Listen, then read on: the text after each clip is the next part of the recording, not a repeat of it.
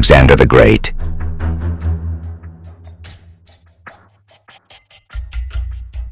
Julius Caesar.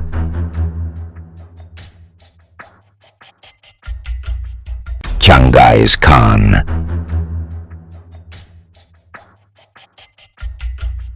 Napoleon Bonaparte.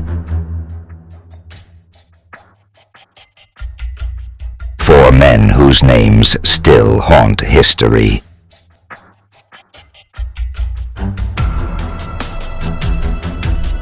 They conquered kingdoms, empires, entire worlds, but in the end, death came for them all. This is the story of how the four greatest conquerors met their fate.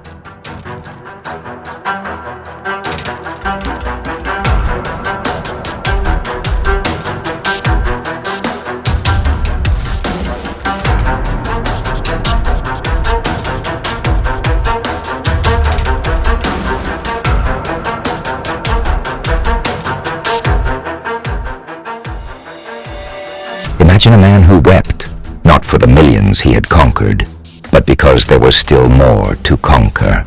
For Alexander, it was never about riches or glory. It was about domination.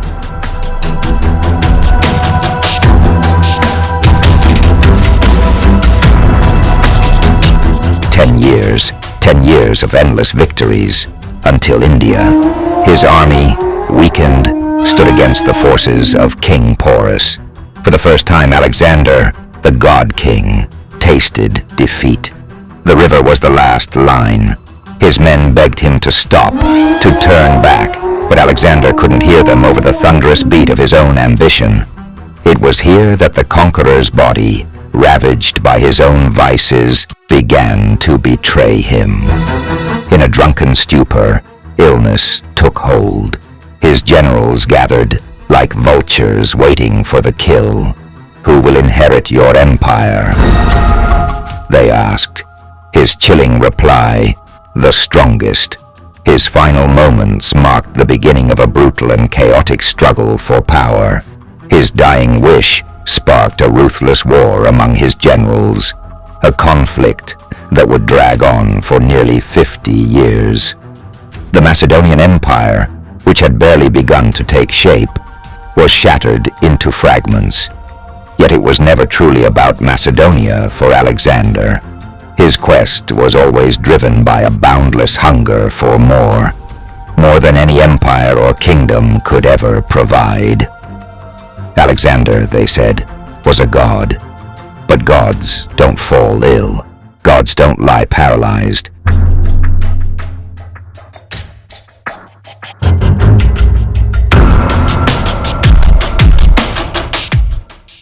Listening to the whispers of betrayal as they slip him into death. His body didn't decompose for 6 days. Was it divine? Or was he buried alive?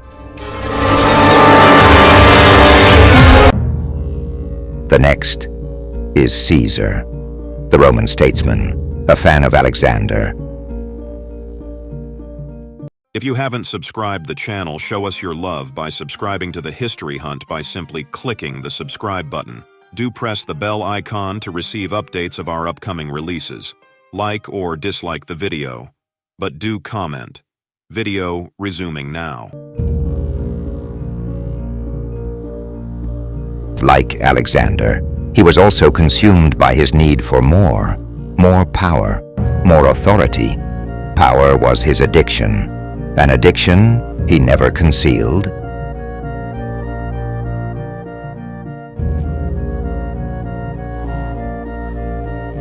His idol was Alexander, but his story would bury in the pool of blood, his own blood. A self-declared dictator for life.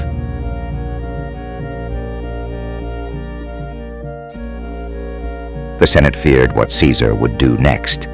Would Rome become a monarchy under his rule? And on the Ides of March, they made their decision, a fatal decision for Caesar.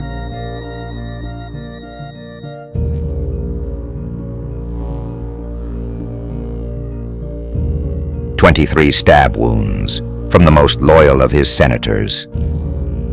Senators who used to make him exercise his power upon Rome, but the face he regretted the most, the last face he saw, was of Brutus, his own adopted son. Julius Caesar died surrounded by those he trusted most, his lifeblood spilling on the Senate floor, just another conqueror betrayed by his own men. And this takes us to the court of Genghis Khan.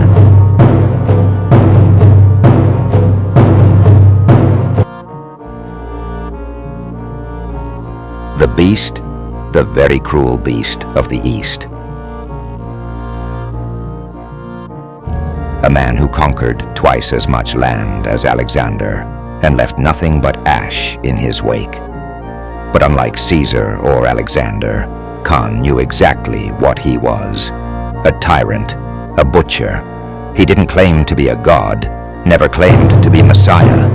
He had the tendency to reveal his cruelty.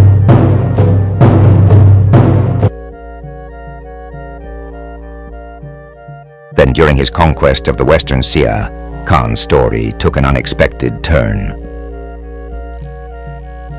One report says an arrow felled him.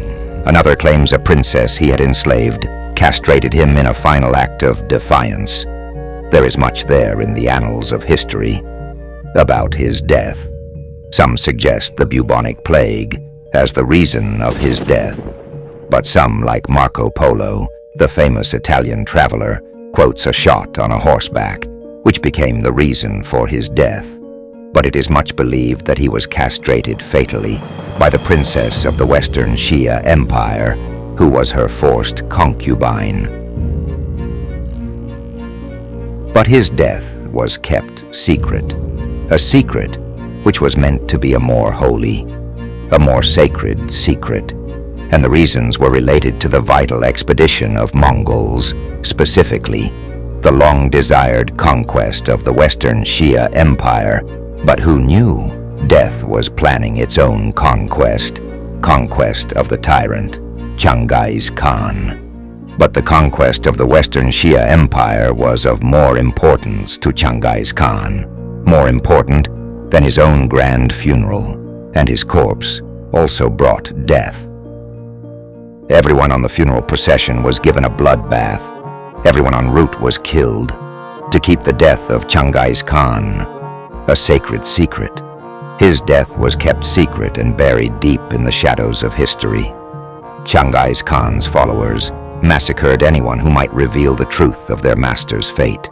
The world never truly knew how the beast of the East fell.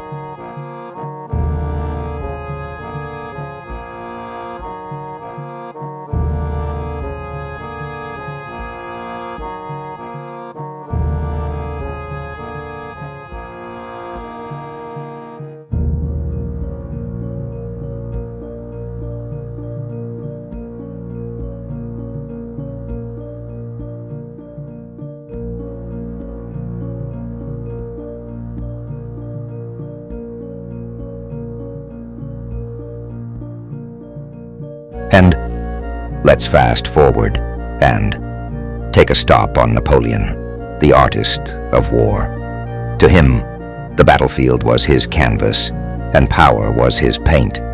His genius was undeniable, his victories swift. But as his empire grew, so did the death toll. Napoleon's final defeat came at the Battle of Waterloo. But death would not come for Napoleon on the battlefield. The British, fearing him too dangerous to martyr, sentenced him to live, not in luxury, but in isolation, on the desolate island of St. Helena. He still clung to his delusions of power, but his empire had long crumbled. After years of isolation, Napoleon's once brilliant mind was finally consumed by madness.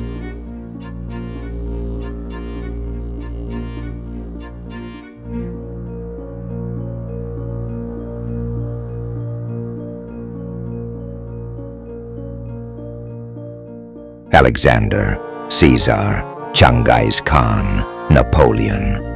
4 conquerors, each brought down not by armies, but by the weight of their own ambitions. The world was never enough for them, and in the end, they all died, still wanting more. The greatest conquerors the world has ever known, conquered by death itself.